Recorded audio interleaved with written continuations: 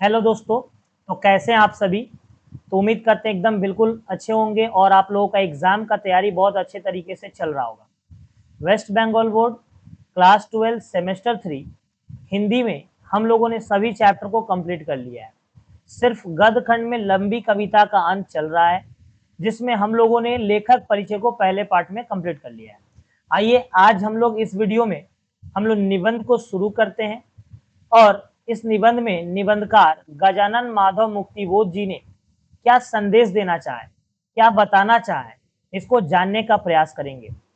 इससे आपके एग्जाम में कम से कम 4 क्वेश्चन बनेगा। 4 क्वेश्चन यानी कि करीब करीब 10%, एक बड़ा कवरेज होता है। 40 मार्क्स का एग्जाम में अगर 4 क्वेश्चन दिया जा रहा है इस चैप्टर से, तो एक बड़ा कवरेज हो रहा है 10% का।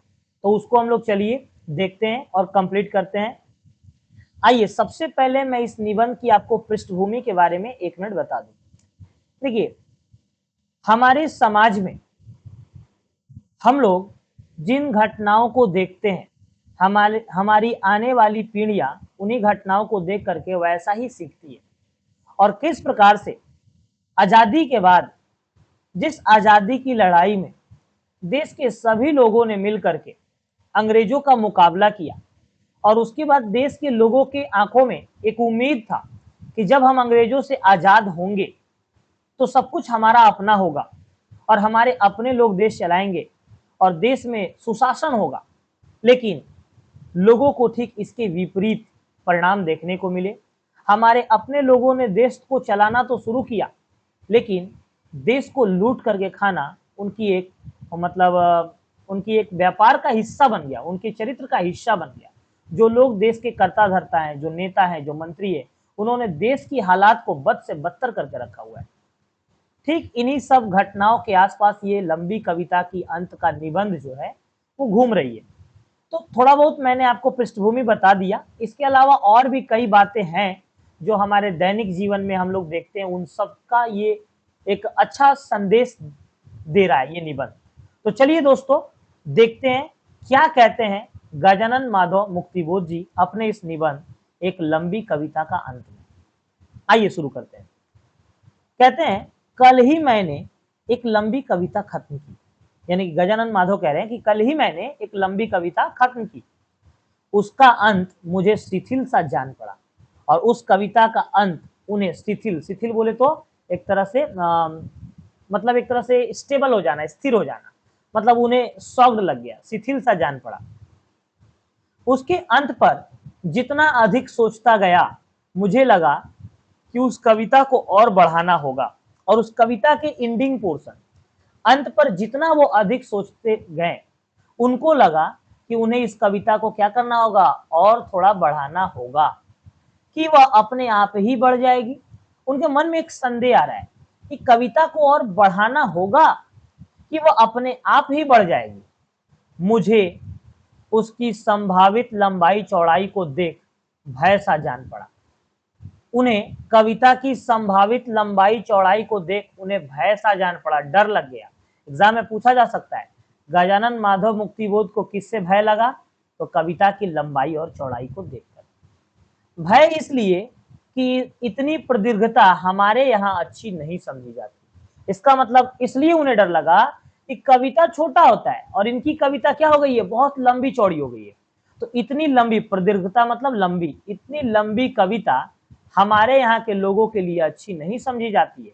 देखते हैं आप लोग 4 लाइन का शायरी ठीक से नहीं पढ़ते हैं और बहुत ध्यान देते हैं तो पढ़ते हैं, तो वो आपकी लंबी लंबी कविता क्यों पढ़ेंगे, उनके पास समय नहीं है। दूसरे यह कि उसके मासिक पत्रों में प्रकाशन में बड़ी असुविधा हो जाती है। और वो दूसरा ये रीजन है कि अगर हम कविता लिखते हैं तो जो मासिक पत्र जो उस कविता को अपने यहाँ पब्लिश करेगा, वो बड़ा कविता देख करके जल्दी पब्लिश नहीं करता है। क्यों? क्योंकि लोग उसे जल्दी पढ़ेंगे ही नहीं बड़ा देख करके, तो उसके प्रकाशन में बड़ी असुविधा हो जाती है। अगर किसी व्यक्ति को पकड़कर आप अपना श्रोता बना भी ले तो भी काम नहीं चलने वाला, क्योंकि उसकी प्रदीर्घता उबाने वाली होगी। और अगर किसी व्यक्ति को जबरदस्ती पढ़ के आप उसे कहे कि आओ मेरा कविता सुनो, हम कविता सुना रहे हैं, तो भी काम नहीं चलने वाला, क्योंकि उस कविता की जो प्रदीर्घता है, उसकी जो लंबाई है, उसे क्या करेगी, उबाने वाली होगी। तब क्या किया जाए? अब लेखक के मन में प्रश्न आता है कि आखिर तब किया क्या जाए? क्या उसको काट छाट कर छोटा कर दिया जाए? लेखक सोचते हैं कि क्या कविता को काट छाट कर छोटा कर दिया जाए, या उसके भीतर जो बातें, जो गुत्थियां, जो समस्याएं प्रकट हुई हैं, उन्हें चित्रात्मक विकास के लिए अवसर और क्षेत्र प्रदान किया जाए। इस कविता को काट के छोटा किया जाए, या उसके भीतर जो गुत्थियां, यानी कि जो रहस्य, जो उलझन, जो समस्याएं उस कविता में लिखी गई है, उसको चित्रात्मक विकास के लिए उसे अवसर का क्षेत्र प्रदान किया जाए, माने उसे छोड़ दिया जाए ताकि लोग उसके ऊपर चर्चा करें। दूसरे शब्दों में, क्या मेरी कविता के अंतस्थलों को अभिव्यक्ति के लिए विकास का अवसर दिया जाए? क्या मेरी कविता को अंतस्थलों को, यानी कि कविता के अंदर जो लोग पढ़ेंगे इसको, उसे अभिव्यक्ति के विकास के लिए छोड़ दिया जाए, कि जो लोग पढ़ेंगे वो इसे समझेंगे और इन हालातों पर चर्चा करेंगे जिससे इस देश का विकास होगा और लोगों का भी विकास होगा। मैं उसको विकास और प्रसार का अवसर देने के पक्ष में हूं। यानी कि लेखक जो है उस कविता को काट छाट कर छोटा नहीं करना चाहते, वो उसके विकास और प्रसार का पक्ष में है कि वो कविता उनका फैले और उसका विकास हो। आज मैं महीने भर से उस कविता के चक्कर में पड़ा हुआ हूं, और आज महीना भर से वो कविता के चक्कर में पड़े हैं कौन? गजानन माधव। या यूं कहिए कि वह कविता हाथ धोकर मेरे पीछे पड़ी है, या फिर ऐसे बोल दीजिए कि वो कविता के पीछे पड़े हैं, नहीं तो फिर ऐसे बोलिए कि कविता ही उनके पीछे हाथ धो करके पड़ी हुई है। तो याद रखिएगा, पूछा जाएगा गजानन माधव मुक्तिबोध के पीछे कौन पड़ा हुआ है? कविता। बीच बीच में लोगों के पत्र आते रहते, पिताजी के, मित्रों के, कुछ अपरिचितों के भी, और बीच बीच में उनका यहाँ पत्र लेटर आता था, कभी कभी पिताजी का, कभी कभी मित्रों का, और कभी कभी कुछ अनजान लोगों का भी पत्र आता रहता था। किसके पास? लेखक के पास। लेकिन मैंने कुछ नहीं किया। जब लगा कि मुझे बहुत बुरा मान जाएंगे, मुझे गाली देंगे, उनसे मेरे संबंध बिगड़ जाएंगे, तब मैंने कलम ली और 2 शब्द लिख दिए। उनके पास तो उनके पिताजी का, उनके मित्रों का और कुछ अनजान लोगों का पत्र आता रहता था, लेकिन वो उसका जवाब, उस पत्र का रिप्लाई नहीं करते थे। लेकिन जब उन्हें लगा कि वो बुरा मान जाएंगे, उन्हें गाली देंगे, उनसे उनका संबंध बिगड़ जाएगा, तब उन्होंने कलम उठाया और 2 शब्द क्या किया? उनको पत्र का जवाब दिया। इधर वह कविता मेरा पिंड नहीं छोड़ रही थी, और इधर वो कविता, लंबी कविता, इनका पिंड नहीं छोड़ रही थी। अगर वह कविता भावावेशपूर्ण होती तो एक बार उसकी आवेशात्मक अभिव्यक्ति हो जाने पर मेरी छुट्टी हो जाती। अगर वो कविता भाव से भरपूर होती, भावावेशपूर्ण होती, तो आवेशात्मक यानी कि इमोशंस अभिव्यक्ति हो जाने पर उनकी छुट्टी हो जाती, यानी कि उनका काम खत्म हो जाता। लेकिन वैसा हो सकना असंभव है। लेकिन वो तो भावावेशपूर्ण कविता नहीं है, क्योंकि भावावेश का किसी बात को लेकर होता है, वह बात किसी दूसरी बात से जुड़ी होती है। क्योंकि भावनात्मक जो बातें होती है ना, वो किसी बात से जुड़ी होती है, और वह बात किसी दूसरी बात से जुड़ी होती है, और एक बात किसी दूसरा बात से, और दूसरा बात किसी तीसरा बात से जुड़ा होता है। याद रखिएगा, लेखक कहते हैं भावावेशपूर्ण बातें किसी दूसरी बात से जुड़ी होती है और दूसरा बात तीसरी बात से जुड़ी होती है। इसी तथ्य में मैं यूं कहूंगा, यथार्थ के तत्व परस्पर गुंफित होते हैं। ये लाइन बहुत इंपॉर्टेंट है। लेखक क्या कहते हैं? यथार्थ, यथार्थ माने सच्चाई, सच्चाई के जितने भी तत्व हैं वो गुंफित, गुंफित मतलब उलझे हुए होते हैं, यानी कि सच हमेशा उलझा हुआ होता है। साथ ही पूरा यथार्थ गतिशील होता है, और साथ ही पूरा का पूरा सच गतिशील होता है। अभिव्यक्ति का विषय बनकर जो यथार्थ प्रस्तुत होता है वह भी ऐसा ही गतिशील है, और अभिव्यक्ति का विषय बनकर जो सच्चाई पेश होता है वो भी गतिशील है, और उसके तत्व भी परस्पर गुंफित है। और हर सच्चाई का तत्व जो है परस्पर क्या है? उलझा हुआ है।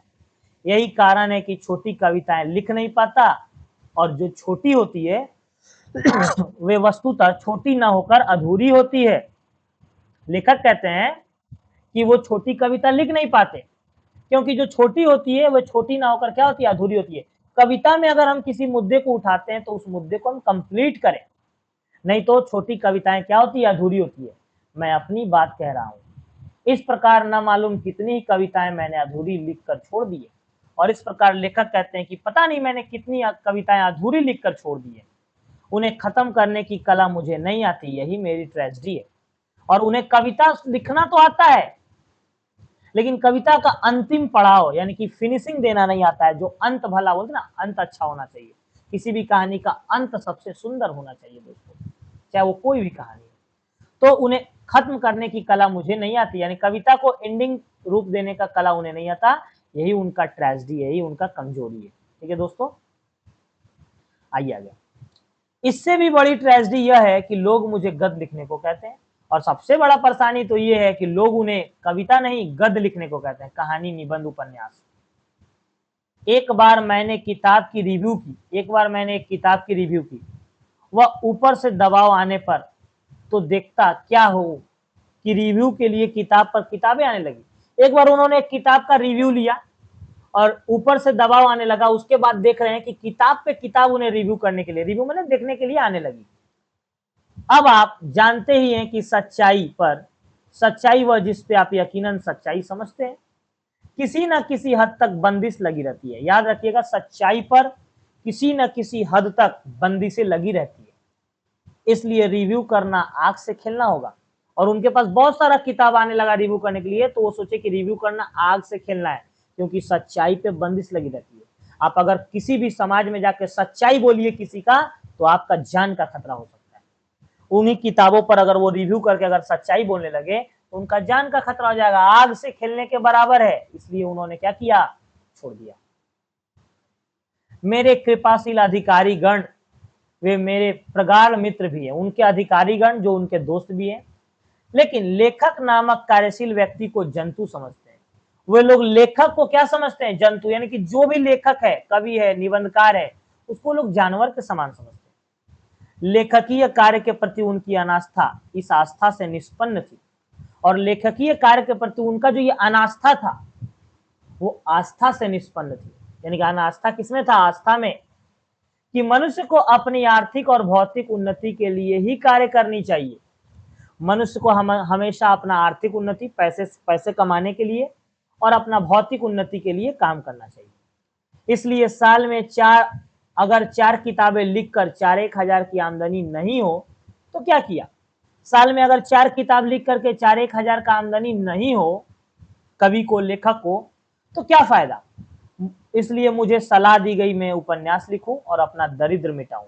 इसलिए उन्हें सलाह दिया गया कि वो अपन उपन्यास लिखे और अपना गरीबी को मिटाएं, वो अपने गरीबी को मिटाएं जिससे पैसा कमाए। मेरी स्त्री मेरे टेबल के पास आकर खड़ी हो जाती है। किसकी स्त्री, लेखक गजानन माधव की स्त्री उनके टेबल के पास आकर खड़ी हो जाती है और उदास होकर मुझसे कहती है कि तुम क्या कर रहे हो। उदास होकर लेखक की स्त्री कहती है लेखक से, अच्छा कविता, इस पर कितने रुपए मिलेंगे, कविता लिख रहे हो, इस पर कितने रुपए मिलेंगे। अब मैं यह सोचता हूं कि कलम घसीटते हुए मेरे बाल तो सफेद हो ही गए, और अब ये सोचते हैं कि कलम घसीटते घसीटते उनका उम्र हो गया, बाल सफेद हो गया। मेरे जीवन काल का यह अंतिम कार्यकाल चल रहा है, उनके जीवन काल का अंतिम समय चल रहा है। किसके, लेखक के। तो मैं क्यों ना अपनी कविताओं का संशोधन परिशोधन करके उन्हें प्रकाशन योग्य रूप दे दूं।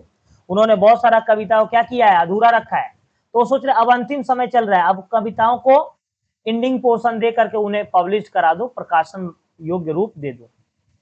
लेकिन यह कविता है कि हाथ पांव पसारती जा रही है, लेकिन कविता ऐसा है कि फैलते जा रहा है, फैलते जा रहा है। और अब सुना है कि मुझे जल्दी एक कुंजी लिखने का काम मिलेगा, और अब वो सुन रहे हैं कि उन्हें एक जल्दी कुंजी मतलब गाइड, कुंजी का मतलब क्या होता है, गाइड लिखने का काम मिलेगा। मेरी आर्थिक कठिनाई कुछ तो हल हो ही जाएगी, और उनका जो गरीबी है वो कुछ तो थोड़ा बहुत हल हो जाएगा। इधर माता पिता भी आ रहे हैं, जरूरी है कि एक लाभदायक कार्य हाथ में ले लूं, और इधर माता पिता भी आ रहे हैं मिलने के लिए, तो जरूरी है कि एक कोई अच्छा काम ले लूं लाभदायक, इससे कुछ इनकम हो जाए तो खर्चा वर्चा हैंडल होगा।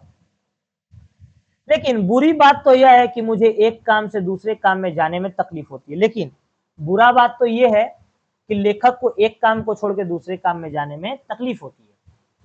अब यह हालात है कि मुझे इस कविता को बार बार पढ़ने की, उसमें बार बार संशोधन करने की इच्छा होती है, और अब हाल ये है कि उस कविता को बार बार पढ़ने, उसमें सुधार करने का लेखक को इच्छा होता है। लेकिन अब समय नहीं है, फिर कभी देखूंगा, लेकिन फिलहाल समय नहीं है, फिर बाद में कभी वो देखेंगे। ठीक है, ये कह रहे हैं वो।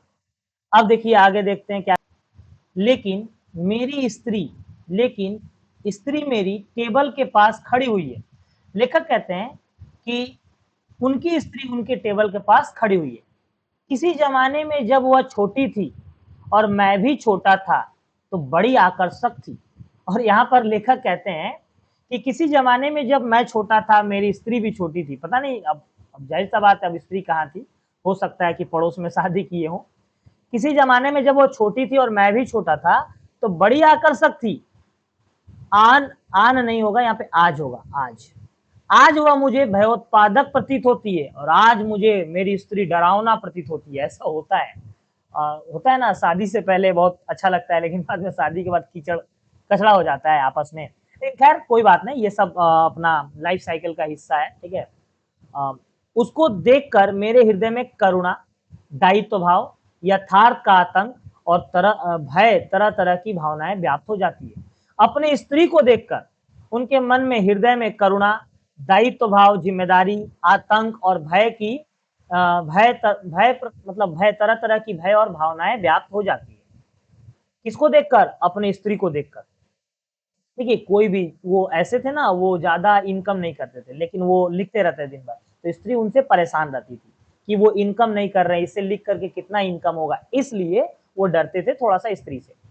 कि इतने में मेरी नजर दो चिट्ठियों पर जाती है। इतने में ही उनकी नजर दो चिट्ठी पे जाती है जो मेरी टेबल पर पड़ी हुई है। जो किसके टेबल पर पड़ी हुई है? लेखक के। एक है शरद जोशी और दूसरी है अक्षय कुमार की। पहला है शरद जोशी की और दूसरा किसकी है? अक्षय कुमार की है। ठीक है, आइए देखते हैं इसके बाद। दोनों मेरे अपने हैं। दोनों किसके हैं? दोनों अपने हैं। किसके अपने हैं? लेखक के अपने हैं, गजानन माधव के अपने हैं, शरद जोशी और अक्षय कुमार। बस यही उनका दुर्भाग्य है, क्योंकि अपनों से ऐंठना, अपनों की उपेक्षा करना, उन्हें गले पड़ी चीज समझना आज के बहुत से कलाकारों का स्वभाव है। और बस यही उनका दुर्भाग्य क्या है कि अपनों से ऐंठना। बहुत सारे लोग होते हैं अपनों से ऐंठते हैं, उनको इग्नोर करते, उपेक्षा करना, और ऐसा लगता है कि उन्हें गले पड़ी चीज समझना आज बहुत से कलाकारों का स्वभाव है। मैंने देखा है ऐसे कलाकार साधारणतः अपने को बौद्धिक और प्रतिभाशाली और आधुनिक समझते हैं। लेखक कहते हैं कि मैंने देखा है बहुत सारे ऐसे कलाकार हैं जो अपने आप को बहुत ही प्रतिभाशाली और आधुनिक, यानी कि आज के समय का मॉडर्न समझते हैं। शायद वैसे होते भी हैं, हो सकता है वैसे होते भी होंगे।